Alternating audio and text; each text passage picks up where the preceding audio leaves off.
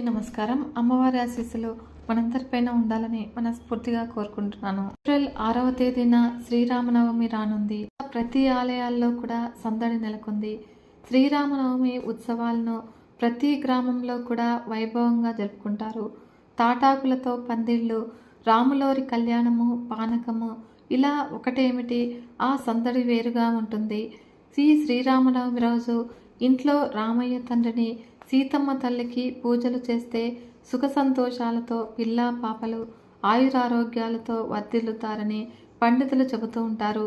మరి ఇంట్లో శ్రీరామనవమి పూజ ఎలా చేయాలో తెలుసుకుందాము. చైత్రమాసము 9వ రోజున శ్రీరాముడు జన్మించినట్లుగా మన పురాణాలు చెబుతున్నాయి. ఈ ఏడాది శ్రీ విశ్వావసునామ సంవత్సరంలో ఏప్రిల్ 6వ తేదీన ఆదివారము శ్రీరామనవమి వచ్చింది. చైత్రశుద్ధ నవమి రోజున మధ్యాహ్నము అభిజిత్ ముహూర్తంలో శ్రీరామచంద్రుడు జన్మించాడని మన పురాణాలు చెప్తున్నాయి. ఇక శ్రీరాముడి జననము, వివాహ మహోత్సవము, పట్టాభిషేకము ఆ రోజు జరిగాయని అంటూ ఉంటారు. శ్రీరామనవమి శుభముహూర్తము నవమి తిథి ప్రారంభము ఏప్రిల్ 5వ తేదీన సాయంత్రము 7:26 ప్రారంభమవుతుంది. ఏప్రిల్ 6వ తేదీ సాయంత్రము 7:22 ముగుస్తుంది. శ్రీ సీతారామచంద్రుల కళ్యాణ ముహూర్తము ఏప్రిల్ 6వ తేదీన ఉదయము 11:08 నుంచి మధ్యాహ్నము 1:39 వరకు, సమయము 2:31. శ్రీరామచంద్రునికి, సీతమ్మ తల్లికి తలంబరాలు సమర్పించే సమయము ఏప్రిల్ 6వ తేదీన మధ్యాహ్నము 12:24. శ్రీరామనవమి పండుగకు 10 రోజుల ముందు నుంచే సందడి మొదలవుతుంది. తాటాకు పందిళ్లు వేయటము, ఆలయాలకు రంగులు వేయటము, విద్యుత్ దీపాలతో ఆలయాలను అందంగా అలంకరిస్తారు. ఇంకా హిందువులందరూ కూడా ఈ పండుగను ఎంతో ఘనంగా చేసుకుంటారు. ఇంట్లో శ్రీరామనవమి పూజా విధానం తెలుసుకుందాము. బ్రహ్మముహూర్తంలో నిద్రలేచి ఇంటిని శుభ్రంగా చేసుకోవాలి. ఇక కాలకృత్యాల అనంతరము అభ్యంగన స్నానం చేసి ఇంటి ముందు రంగులతో ముగ్గులు వేయాలి. ఇంటి గుమ్మాలకు మామిడి తోరణాలు కట్టాలి. శుభ్రమైన బట్టలు ధరించి పూజ చేసేందుకు అన్ని ఏర్పాట్లు కూడా చేసుకోవాలి. శ్రీరామనవమి రోజున సీతారాముల సమేతంగా ఉన్న చిత్రపటాన్ని లేదా విగ్రహాన్ని పూజ గదిలో ప్రతిష్ఠించుకోవాలి. శ్రీరామ పట్టాభిషేకం విగ్రహం ఏర్పాటు చేసుకుని పూజ చేసుకుంటే సకల సంతోషాలు కలుగుతాయి. శ్రీ సీతారాముల వారి క్రమం తప్పకుండా పూజించడం వల్ల ఇంటికి సంతోషము, శ్రేయస్సు కూడా లభిస్తుంది. మరియు జాతకంలోని గ్రహదోషాలు కూడా తొలగిపోతాయి అని పండితులు చెబుతూ ఉన్నారు. బియ్యపిండితో ముగ్గు వేసి దాని మీద ఒక పీట ఏర్పాటు చేసుకోవాలి. పట్టు వస్త్రము లేదా నూతన వస్త్రం పరిచి దాని మీద సీతారాముల వారి చిత్రపటము లేదా విగ్రహాలను పెట్టుకోవాలి. శ్రీరాముడికి పంచామృతాలతో అభిషేకం చేయాలి. తర్వాత షోడశోపచారాలను అనుసరిస్తూ పూజ చేయాలి. ధూపదీప నైవేద్యాలు సమర్పించాలి. ఇక రామయ్య తండ్రికి, అమ్మవారికి పూలదండలు సమర్పించాలి.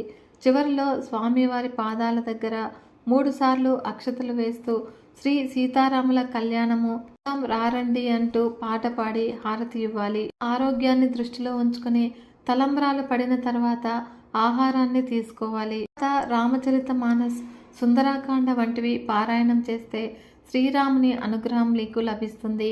నైవేద్యంగా వడపప్పు, పానకం సమర్పిస్తారు. పూజ ముగిసిన తర్వాత బ్రాహ్మణులకు లేదా వారికి పండ్లు, విసనకర్ర, తాంబూలము, నూతన వస్త్రాలను దానంగా ఇవ్వాలి.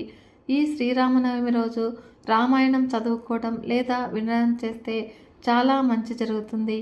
అందుకే శ్రీరామనవమి రోజు శ్రీ సీతారాముల కళ్యాణం తప్పకుండా నిర్వహిస్తారు. సీతారాముల కళ్యాణంలో ఉపయోగించే అక్షతలు తల మీద చల్లుకుంటే వివాహము త్వరగా అవుతుంది అని భక్తుల విశ్వాసము. ఈ శ్రీరామనవమి రోజున ఆలయాల దగ్గర వడపప్పు, పానకము పంచిపెట్టేవాళ్ళు. వాటి కోసమే చాలామంది భక్తులు తాంబూలాలు, విసనకర్రలు, దానాలు వంటి కార్యక్రమాలను నిర్వహిస్తారు. ఇప్పుడు సీతారాముల కళ్యాణము ఏ విధంగా జరిగిందో తెలుసుకుందాము. వారి జనక మహారాజు గారి ఆహ్వానం మేరకు విశ్వామిత్రుడు రామలక్ష్మణ సమేతంగా రాజసభకి చేరుకున్నారు. అప్పుడు విశ్వామిత్రుడు జనకుడితో ఇలా అంటాడు, వీళ్ళిద్దరినీ కూడా నీ దగ్గర ఉన్నటువంటి శివధనుస్సుని చూపిద్దాము అని తీసుకొచ్చాను. కనుక నువ్వు ఒకసారి ఆ శివధనస్సుని చూపిస్తే వీళ్ళు చూసి సంతోషించి తిరుగు ప్రయాణం చేస్తారు అని అన్నాడు. అప్పుడు జనక మహారాజు తనకి ఈ శివధనస్సు ఎలా వచ్చిందో చెప్పడం ప్రారంభించాడు. పూర్వము దక్ష ప్రజాపతి శివుడికి హవిస్సులు ఇవ్వని యాగముని ప్రారంభించాడు. అప్పుడు శివుడు లేని చోట మంగళం ఎలా ఉంటుంది అని దక్షిణ కుమార్తె అయినటువంటి సతీదేవి యోగాగ్నిలో శరీరాన్ని వదిలింది. అందుకు ఆగ్రహించినటువంటి పరమేశ్వరుడు రుద్రుడయ్యాడు. అసలు ఇలాంటి యాగానికి దేవతలు ఎందుకు వెళ్ళారు అని ఆయన ధనస్సు పట్టుకున్నాడు. అప్పుడు వెంటనే దేవతలు ప్రార్థించగా ఆయన శాంతించాడు. ఆ ధనస్సుని జనక మహారాజు వంశంలో పుట్టిన దేవరాతుడు అనే రాజు దగ్గర అంటే కొంతకాలముగా ఉంచారు. అప్పుడు ఆ దేవరాతుడు ఆ ధనుస్సుని ఒక మంజూషలో అంటే ఒక పెద్ద పెట్టెలో పెట్టాడు. చక్రాలున్నటువంటి ఆ మంజూషలో శివధనస్సు ఉండగా తొయ్యాలి అంటే దాదాపుగా 5,000 మంది కావాలి. అలా ఆ విదేహ వంశీయులు ఆ శివధనుస్సుని రోజు కూడా పూజిస్తూ పరమ పవిత్రంగా చూసుకుంటూ ఉన్నారు. అలానే జనక మహారాజు ఒకప్పుడు యజ్ఞం చేద్దామని భూమిని తవ్వుతూ ఉన్నాడు. భూమిని దున్నుతూ ఉన్నప్పుడు నాగటి చాలుకు తగిలి ఒక బాలిక తనంతట తానుగా పైకి లేచింది. ఇక నాగటికి తగిలి పైకి వచ్చింది కనుక, అలాగే భూమికి ఉన్నంత ఓర్పు ఉన్నది కనుక ఆమెని సీత అని పిలిచాము. జనకునికి కూతురు కనుక జానకి అని, మిథిలా నగరంలో పుట్టింది కనుక మైథిలి అని, దేహం మీద భ్రాంతి లేని విదేహ వంశంలో పుట్టింది కనుక వైదేహి అని, సీతమ్మకి ఇలా అనేక పేర్లు వచ్చాయి. ఆమె అయోనిజ అంటే ఒక స్త్రీలో గర్భావాసం చేసి పైకి వచ్చినది కాదు. ఆమె అద్భుతమైన సౌందర్య రాశి. ఆమెను చూసిన దేవతలు, రాక్షసులు, యక్షులు మొదలైన వాళ్ళందరూ కూడా ఆమెను తమ భార్యను చేసుకుందాము అన్న వ్యామోహం పొందారు. అందుకని మహారాజు ఆమెని వీర్యశుల్కగా అంటే పరాక్రమము చేత గెలుచుకోబడవలసింది అని ప్రకటించి శివధనుస్సుని ఎక్కుపెట్టిన వాడికి ఇస్తాను అని అన్నాడు. అలా ఎందరో రాజులు వచ్చారు. శివధనుస్సుని ఎక్కుపెట్టడానికి కొంతమంది ఆ ధనుస్సుని చూడగానే భయపడి పారిపోయారు. ఎవరు కనీసము దాన్ని కదపలేకపోయారు. ఇక వచ్చిన వాళ్ళందరూ కూడా హృదయాలతో వెనుతిరిగిన వాళ్ళు. ఈ జనకుడు పెట్టినటువంటి పరీక్షలో ఎవరూ కూడా గెలవలేదు. ఆ ధనుస్సుని ఎవరూ కూడా ఎక్కుపెట్టలేదు. కనుక వచ్చినటువంటి రాజకుమారులు ఇలా అంటూ ఉన్నారు, మనమందరము కూడా ఒకటే జనకుడి మీద యుద్ధానికి వెళదాము అని నిశ్చయించుకున్నారు. అలా అందరూ కలిసి మా రాజ్యం మీదకి యుద్ధానికి వచ్చారు. అప్పుడు మా రాజ్యం చుట్టూ ఒక పెద్ద అగర్త అంటే భూమిని తవ్వి దానిని నీటితో నింపుతారు. ఆ విధంగా తవ్వి ద్వారాలు మూసేశాము. ఇలా 1 సంవత్సరం పాటు యుద్ధం జరిగాక దగ్గర ఉన్నటువంటి ఆహార నిల్వలు క్షీణించిపోయాయి. అప్పుడు నేను తపస్సు చేశాను. నా తపస్సుకి మెచ్చినటువంటి దేవతలు తమ సైన్యాన్ని నాకు కటాక్షించారు. అలా ఆ దేవతా సైన్యంతో నేను ఆ రాజులని ఓడించాను అని జనకుడు చెప్పుకొచ్చాడు. జనకుడు ఒకవేళ ఈ రాముడు శివధనుస్సుని ఎక్కుపెట్టగలిగితే నేను నా కూతురు సీతని కన్యాదానం చేసి ఇస్తాను అని అన్నాడు. అప్పుడు ఆ శివధనుస్సుని తెప్పిస్తే మా పిల్లలు ఒకసారి చూస్తారు అని విశ్వామిత్రుడు అన్నాడు. అప్పుడు ఆ 8 చక్రాలు కలిగినటువంటి మంజూషని లాక్కొని వచ్చారు సైనికులు. ఒక మనిషి అసలు ఈ ధనుస్సుని పైకి ఎత్తి వింటినారిని లాగి కట్టడం జరుగుతుందా?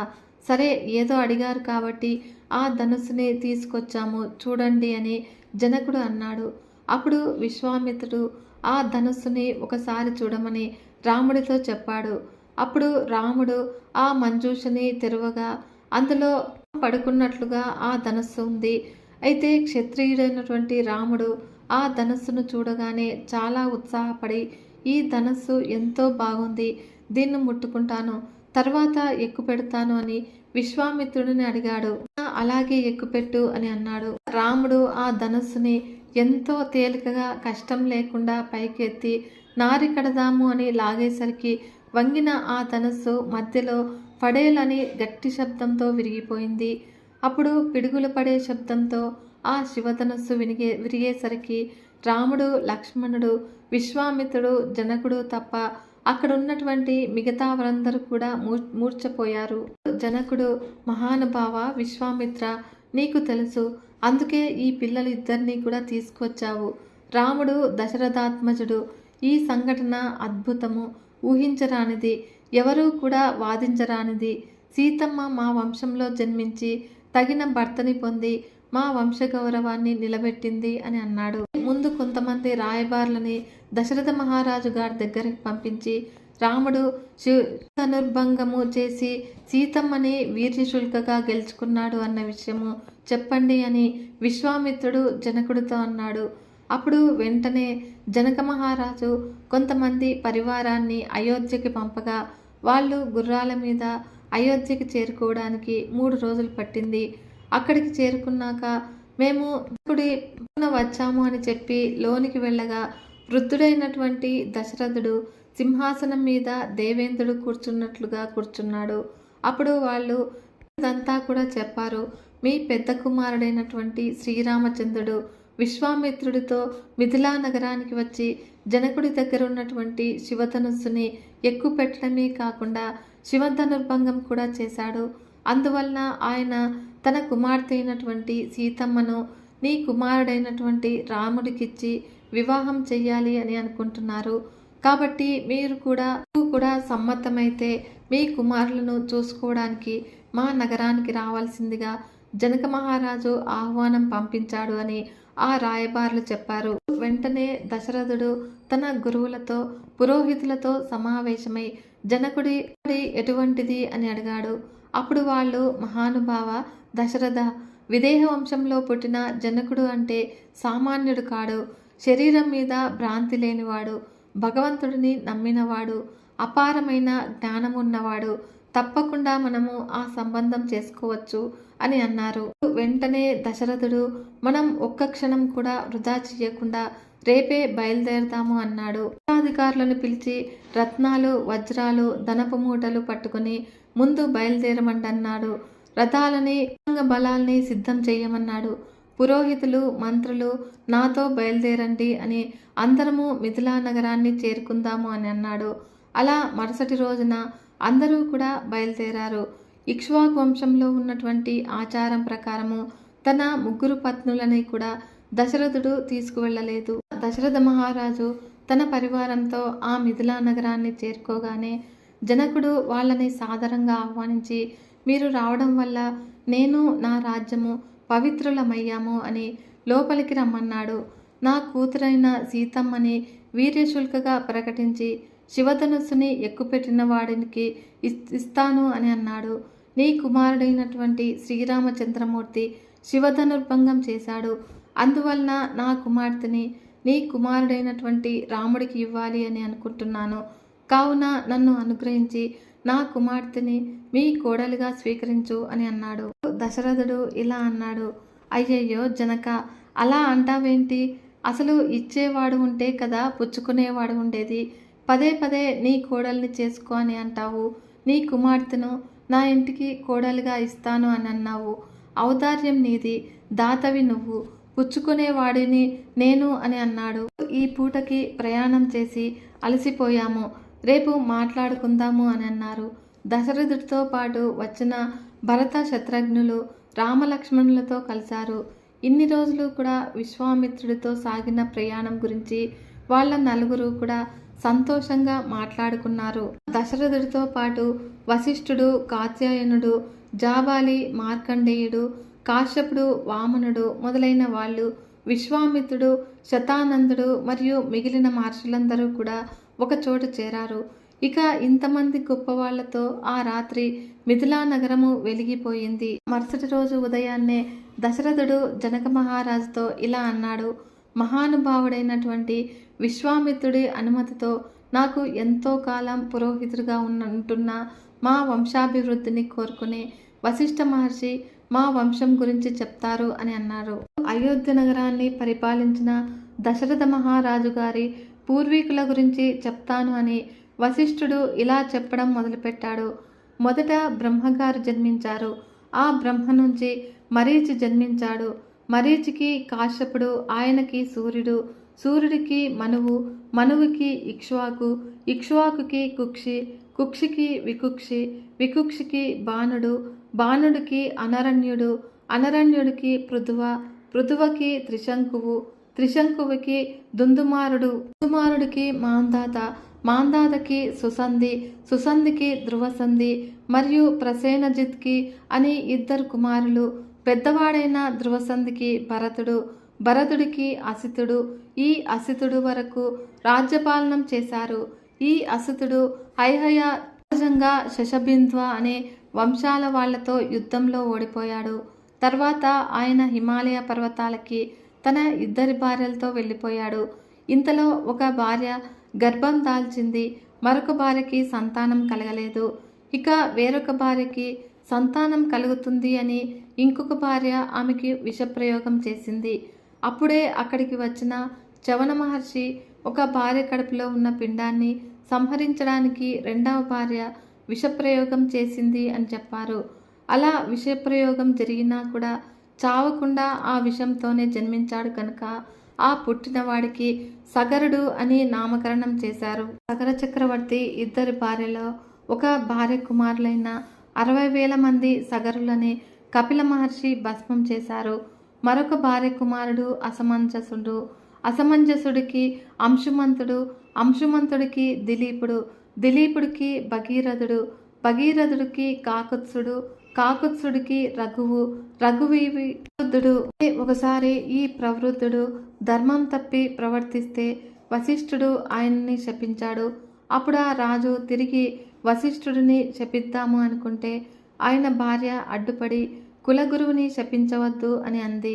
కానీ అప్పటికే తన కమండలంలోని నీళ్లు చేతిలో పోసుకున్నాడు కనుక ఆ నీళ్లని తిరిగి తన కాళ్ళ మీద పోసుకున్నాడు. అందుకని ఆయనని కల్మషపాదుడు అని పిలిచారు. ప్రవృద్ధుడికి శంకనుడు, శంకనుడికి సుదర్శనుడు, సుదర్శనుడికి అగ్నివర్ధుడు, అగ్నివర్ణునికి శీఘ్రఘ్నుడు, శీఘ్రగుడికి మరువుకి శృకుడు, ప్రశుశ్రుకుడికి అంబరీషుడు, అంబరీషుడికి నహుషుడు, నహుషుడికి యయాతి, యయాతికి నాభాగుడు, నాభాగుడికి అజుడు, అజుడికి దశరథుడు, దశరథుడికి రామలక్ష్మణ భరత శత్రుఘ్నులు. ఇది దశరథుడి వంశము. ఈ వంశంలోని రాజులు ఎన్నో వేల సంవత్సరాలు రాజ్య పరిపాలన చేసి యాగాలు చేసి స్వర్గానికి వెళ్ళారు అని వశిష్ఠుడు చెప్పాడు. ఇదంతా విన్న జనకుడు ఎంతో సంతోషించాడు.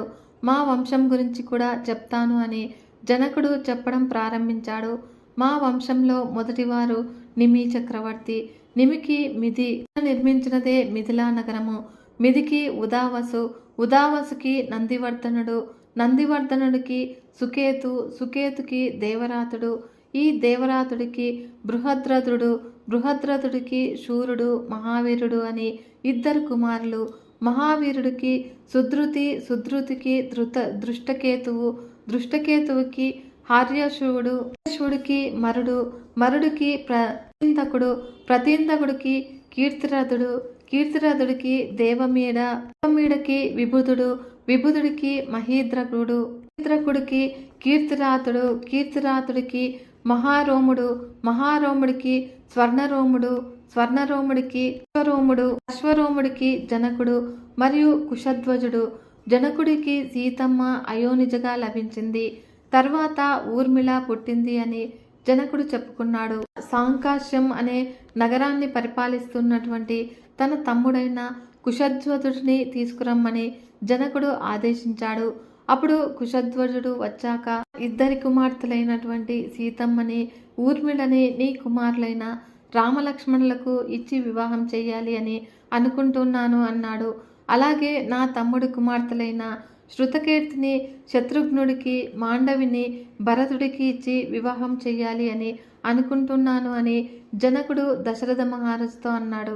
దశరథుడు సంతోషంగా ఒప్పుకున్నాడు. తర్వాత దశరథుడిని తన 2 కుమారులతో మిథిలా నగరము గోదానము పితృకార్యము చేయమన్నాడు. 2 రోజుల తర్వాత ఉత్తర ఫల్గుని నక్షత్రంతో కూడి భగుడు అధిష్టాన దేవతగా ఉండగా వివాహం చేద్దాము అని ఋషులు నిర్ణయించారు. దశరథుడు గోదానము, పితృకార్యము మొదలైన కర్మలను పూర్తి చేశాడు. తర్వాత ఆయన 4 లక్షల గోవులు, కుమారుడితో 1,00,000 గోవుల్ని దానం చేయించాడు. అలాగే బ్రాహ్మణులకి బంగారము, వెండి దానం చేశాడు. వశిష్ఠుడిని విశ్వామిత్రుడిని పిలిచి వివాహానికి కావలసిన అగ్నివేది సిద్ధం చెయ్యమన్నారు. దశరథ మహారాజు కన్యాదానం పుచ్చుకోవడానికి బయట ఉండి జనక మహారాజుకి కబురు చేశాడు. మిమ్మల్ని ఎవరైనా ద్వారపాలకులు ఆపుతూ ఉన్నారా? దశరథుడి ఇంటికి జనకుడి ఇంటికి తేడా లేదు, మీరు తిన్నగా వచ్చేయండి అని అన్నాడు. ఇప్పుడు అగ్నివేది సిద్ధం చేశాక అందులో అగ్నిహోత్రాన్ని నిక్షేపించారు. అక్షతలని హోరణం చేయించారు. గంధ పుష్పాల్ని వేశారు. జనక మహారాజు ఆ అగ్నిహోత్రం దగ్గర నిలబడ్డారు. ఇక రాముడు కూడా వచ్చి ఆ అగ్నిహోత్రం దగ్గర నిల్చుని ఉండగా సీతమ్మని తీసుకువచ్చారు. అప్పుడు జనకుడు రాముడితో ఇలా అన్నాడు, అయ్యా, నీకు సీత ఎవరో తెలియదు కదా, ఇదిగో ఈమె సీత, ఈమె నా కూతురు. నేను నీకు ఈమెను కామపత్నిగా ఇవ్వడం లేదు, నీతో పాటు ధర్మంలో అనువర్తించడానికని ఈ పిల్లని ఇస్తూ ఉన్నాను. అందుకని ధర్మపత్నిగా స్వీకరించు రామా, ఆడపిల్ల తండ్రిని కదా, అందుకని ఆనందంలో ఇన్ని మాటలు అనేశాను. కాబట్టి నన్ను క్షమించు, ఈమెను నువ్వు పుచ్చుకో. నీ చేతితో మా అమ్మాయి అరచేతిని బాగా రాసి పట్టుకో. సూర్యవంశం వాళ్ళకి అరచేతితో రాసి పట్టుకుంటే సుముహూర్తము, మనం జీలకర్ర బెల్లం పెడతాము సుముహూర్తానికి, అలాగే ఈ విధంగా చేస్తారు. ఇక ఈ క్షణం నుంచి మా అమ్మాయి ఏది చేసినా అది భర్తనే నీకోసమే చేస్తుంది. రామ, మాది విదేహ వంశము, మాకు దేహమునందు భ్రాంతి ఉండదు. నా కూతురుని అలా పెంచాను. 1 ఏడాది తర్వాత నా కూతురు నీతో కలిసి పుట్టింటికి వచ్చినప్పుడు నేను నేర్పిన సంప్రదాయాన్ని మర్చిపోతే అది నీ వల్లే రామా. ఎందుకంటే నేను నేర్పిన దాన్ని భర్త ఉద్ధరించాలి. ఆ ఉద్ధరించడంలో పొరపాటు వస్తే అది నీదే అవుతుంది. ఆమె నిన్ను నీడలా అనుగమిస్తుంది చెప్పి అలాగే లక్ష్మణుడికి ఊర్మిళతోనూ, భరతుడికి మాండవితోనూ, శత్రుఘ్నుడికి శృతకీర్తితోనూ వివాహం జరిపించారు. అలా వివాహం జరగగానే దివ్యదుందుబులు మ్రోగాయి. పైనుండి పూల వర్షాలు పడ్డాయి. భక్తులందరూ కూడా సంతోషించారు. ఆ రోజు జరిగినటువంటి శ్రీ సీతారాముల కళ్యాణానికి సమస్త లోకాలు కూడా సంతోషించాయి. మర్నాడు ఉదయము విశ్వామిత్రుడు అందరినీ కూడా ఆశీర్వదించి ఉత్తర దిక్కుకు వెళ్ళిపోయారు. జనక మహారాజు కానుకలుగా ఏనుగులు, గుర్రాలు, వస్త్రాలు, ముత్యాలు, పగడాలు మొదలైనవి ఇచ్చాడు. అందరూ కూడా కలిసి అయోధ్య నగరం వైపుకి పయనమయ్యారు. శ్రీ మహావిష్ణువు దశావతారాల్లో 7వ అవతారంగా రావణ సంహారార్థమయ్యి రాముడు వసంత ఋతువులో చైత్రశుద్ధ నవమి గురువారం నాడు పునర్వసు నక్షత్రపు కర్కాటక లగ్నంలో మధ్యాహ్నము 12 గంటలకు జన్మించారు. ఇక ప్రతి సంవత్సరము ఈ రోజునే శ్రీరామనవమిగా పండగలా జరుపుకుంటాము. శ్రీరాముని జన్మదినమైన చైత్రశుద్ధ నవమి నాడు శ్రీరామనవమిగా పూజలు జరుపుకుంటూ ఉంటాము. దేశవ్యాప్తంగా శ్రీరామునికి పూజలు జరుగుతాయి. శ్రీరామనవమి రోజున వీధులలో పెద్ద పెద్ద తాటాకు పందిళ్లు వేసి శ్రీ సీతారామ కళ్యాణం చేస్తారు. శ్రీరాముడికి అరటి పండ్లంటే చాలా ప్రీతికరము. కొలిచేటప్పుడు అరటి పండ్లతో నివేదన తప్పనిసరి. ఇళ్లలో కూడా యథాశక్తిగా శ్రీరామచంద్రుని పూజించి వడపప్పు, పానకము నైవేద్యం చేసి అందరికీ కూడా పంచుతారు. అలానే ఉత్సవాల్లో భాగంగా అన్నదానాన్ని నిర్వహిస్తూ ఉంటారు. గ్రామాల్లో పేద ధనిక భేదాలు లేకుండా రాములోరి ప్రసాదంగా స్వీకరించడం పరిపాటి. ఇక ఈ శ్రీరామనవమి రోజున శ్రీ సీతారామ కళ్యాణం చేస్తే సకల శుభాలు కూడా చేకూరుతాయి, అష్టైశ్వర్యాలు చేకూరుతాయి. రాజు అయినటువంటి దశరథుడు శ్రీరామ కలగాలి అనే పుత్రకామేష్టి యాగ ఫలితంగా కలిగిన సంతానమే శ్రీరామచంద్రుడు. దశావతారాల్లో శ్రీ రామావతారం కూడా ఒకటి. శ్రీరాముని జనన సమయంలో అప్పటికే రాక్షసుడైన రావణుడు ఆరాధకులను, మునులను, దేవతలను ముప్పు తిప్పలు పెడుతూ లోకాలని అల్లకల్లోలం చేస్తూ ఉన్నాడు. రావణ సంహారం చేసి ధర్మాన్ని రక్షించాడు. మానవుడు ఎలా ఉండాలో, బంధాలను ఎలా గౌరవించాలి, కాపాడుకోవాలి అని ఆచరించి చూపించాడు శ్రీరామచంద్రుడు. మనం శ్రీరామనవమి పండుగను భద్రాచలంలో ఏ రోజైతే చేస్తారో అదే రోజు అందరూ కూడా అన్ని ప్రాంతాల వారు కూడా జరుపుకోవాలి.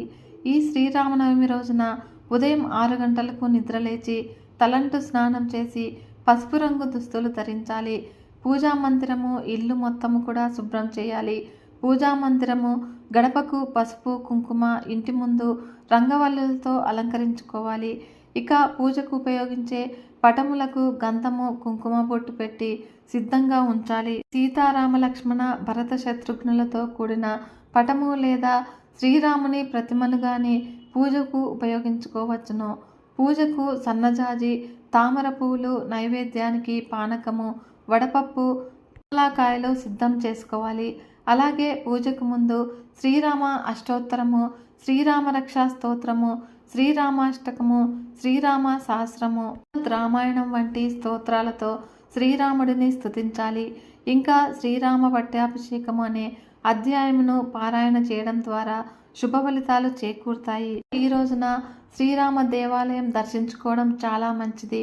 అలాగే దేవాలయంలో పంచామృతంతో అభిషేకము, శ్రీరామ ధ్యాన శ్లోకాలు, శ్రీరామ అష్టోత్తర పూజ, శ్రీ సీతారామ కళ్యాణము వంటి పూజా కార్యక్రమాలను జరిపిస్తే అనుకున్నటువంటి కార్యాలు దిగ్విజయంగా పూర్తి కావడంతో పాటు సకల సంపదలు కూడా చేకూరుతాయి. అలాగే శ్రీరామనవమి రోజున శ్రీ రామదేవుని కథ వ్రతమును ఆచరించడం చాలా మంచిది. శ్రీరామనవమి రోజున పానకము, వడపప్పు ప్రాముఖ్యత ఉంటుంది. నవమి రోజున పానకము, వడపప్పు తయారు చేసి మహాప్రసాదంగా స్వీకరిస్తారు. అయితే దీని వెనుక ప్రాకృతిక పరమార్థము కూడా లేకపోలేదు. ఇది వేసవి కాలం కాబట్టి వీటిని ప్రసాద రూపంలో సేవించడం వల్ల మనుషుల ఆరోగ్యము, ఆయుష్ అభివృద్ధి కలుగుతాయి అని ఆయుర్వేద పండితుల అభిప్రాయము. ఇక మన ప్రసాదాలన్నీ కూడా అనుకూలంగా ఆరోగ్యాన్ని బట్టి నిర్ణయించినవే. వడపప్పు పానకం కూడా అంతే. శరదృతువు, వసంత ఋతువులు కోరల్లాంటివని దేవీ భాగవతం చెబుతుంది. కనుక ఈ ఋతువులో వచ్చే గొంతు వ్యాధులకు పానకంలో ఉపయోగించే మిరియాలు, ఏలకులు ఉపశమనాన్ని ప్రసాదిస్తాయి అని, ఔషధంలాగా పనిచేస్తాయి అని లౌకికంగా చెబుతారు. ఇక పానకము విష్ణువుకి ప్రీతిపాత్రమైనది. పెసరపప్పు శరీరంలోని ఉష్ణాన్ని తగ్గించి చలవ చేస్తుంది. ఇక జీర్ణశక్తిని వృద్ధి చేస్తుంది. ఈ సీతారాముల అనుగ్రహము మనందరిపైన కలగాలని మనస్ఫూర్తిగా కోరుకుంటున్నాను. వీడియో కనుక మీకు నచ్చినట్లయితే ఒక చిన్న లైక్ చేసి మన ఛానల్ని ఇంతవరకు సబ్స్క్రైబ్ చేసుకోకుంటే సబ్స్క్రైబ్ చేసుకొని సపోర్ట్ ఇవ్వండి ఫ్రెండ్స్. మరొక మంచి వీడియోతో మీ ముందుకు వస్తాను. అంతవరకు సెలవు. నమస్కారం.